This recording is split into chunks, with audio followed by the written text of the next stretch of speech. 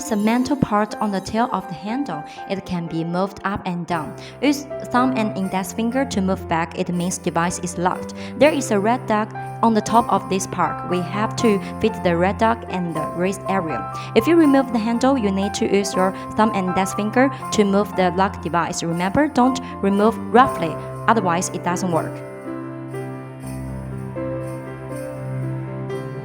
Open the handle head. First, check whether there are two large and small sealing rings inside the handle head. If not, it will cause air leakage. The handle cannot work normally. Also, check whether there is a sealing ring on the other hand. If not, install it.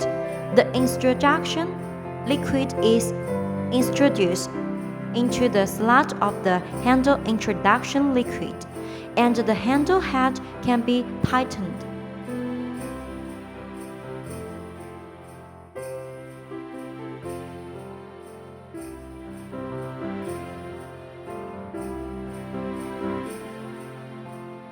If you need to replace the spray head, first unscrew the handle head. Install the spray head. After installation, remove the two protective covers of the spray head, and then tighten the handle tip.